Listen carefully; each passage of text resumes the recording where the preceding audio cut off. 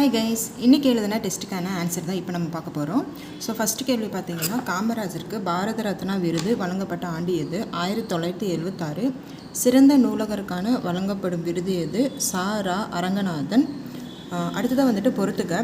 கல்வி வளர்ச்சி நாள் ஜூலை 15, ஆசிரியர் நாள் செப்டம்பர் 5, மாணவர் நாள் அக்டோபர் 10, இளைஞர் நாள் ஜனவரி 12, குழந்தைகள் நாள் நவம்பர் 14. ஓகேங்களா? பழையன கழிதலும் புதியன புகுதலும் என்ற வரி இடம்பெற்ற நூல் பார்த்திங்கன்னா நன்னூல். மாமல்லனின் தந்தை யார் அப்படின்னு கேட்டாங்கன்னா மகேந்திரவர்ம பல்லவர். மாமல்லனின் தந்தை யார்னு கேள்விக்கான பதில் மகேந்திரவர்ம பல்லவர். திராவிட நாட்டின் வானம்பாடி என அழைக்கப்படுபவர் முடியரசன். அடுத்தது வந்துட்டு பொறுத்துக. வீரகாவியம் முடியரசன். புதிய விடியல்கள் இதயங்கள் கிழக்கு தாராபாரதி. சீவக சிந்தாமணி திருத்தக்க தேவர். வளையாபதி ஆசிரியர் பெயர் தெரியவில்லை. அதுக்கடுத்து தான் பார்த்திங்கன்னா இன்னொரு பொறுத்துக்கு ஃபார்மேட் வந்துட்டு விடிவெள்ளிக்கு விளக்கு, மணலுக்கு பஞ்சுமெத்தை, புயலுக்கு ஊஞ்சல், போர்வைக்கு.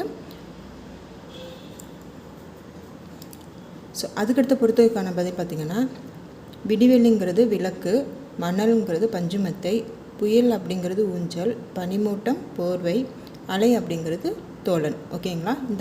இது வந்துட்டு ஒரு பாடலில் எழுதியிருக்காங்க. ஸோ வந்துட்டு இந்த கொஸ்டின் கண்டிப்பாக வந்துட்டு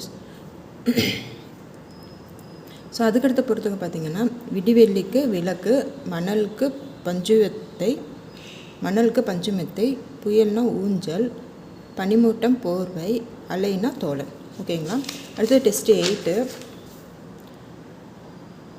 ஸோ அன்னை தெரசாவுக்கு அடுத்ததாக அமைதிக்கான நோபல் பரிசு பெற்ற இந்தியர் யாருன்னு பார்த்தீங்கன்னா கைலாஷ் சத்தியமூர்த்தி. தமக்கென முயலா நோற்றா பிறக்கென முயலினர் உண்மை ஆணை என்ற வரி இடம்பெற்ற நூல் வந்துட்டு புறநானூறு.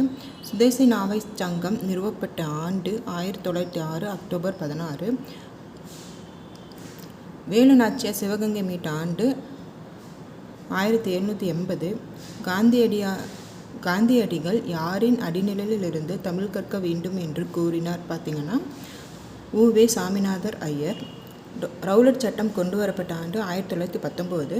ஸோ பொறுத்துக்க கேட்டிருந்தேன். ஆல்ரெடி வந்துட்டு இதை நான் மேட்சிங்காக தான் கொடுத்துருக்கேன். ஸோ வந்துட்டு இது ஒரு பாடல் இடம்பெற்ற வரிகள். குரல்னா நூலாடை, மெய்யுணர்வு மேலாடை, காளிதாசன் காவிரி, கம்பனின் கங்கை, கன்னிக்குமரி காசி தோட்டம், மேற்கு மலை கிழக்கு கரை. ஓகேவா? நான் மேட்சிங்காகவே தான் எழுதியிருக்கேன்.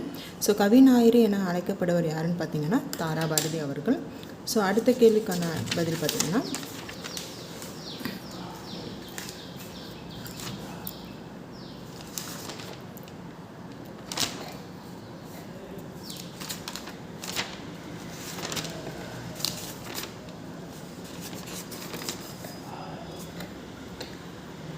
ஸோ நாமக்கல் கவிஞர் காந்தி கவிஞர் என அழைக்கப்பட்டவர் யாருன்னு பார்த்தீங்கன்னா இங்கே கொடுத்துட்டேன் நாமக்கல் கவிஞர்ன்ட்டு. ஸோ வே. ராமலிங்கனார் அவர்கள்.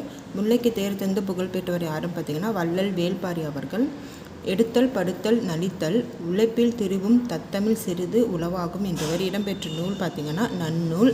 சுரதாவின் இயற்பெயர் ராஜகோபாலன். இன்னொரு பேர் என்ன சொல்லுவாங்கன்னா சுப்புரத்தினதாசன். ஓகேங்களா? அதை தான் சுருக்கி சுரதான்னு சொல்லுவாங்க.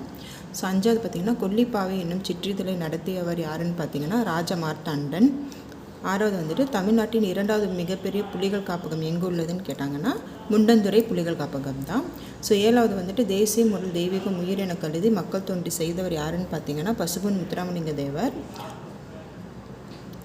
ஸோ தொல்காப்பியம் படித்து என் தொல்லையெல்லாம் மறந்தேன், இந்நிலையை கற்று என் இன்னல்களை எல்லாம் வென்றேன் என கூறியவர் யாருன்னு பார்த்தீங்கன்னா வ.உ. சிதம்பரனார் அவர்கள். ஸோ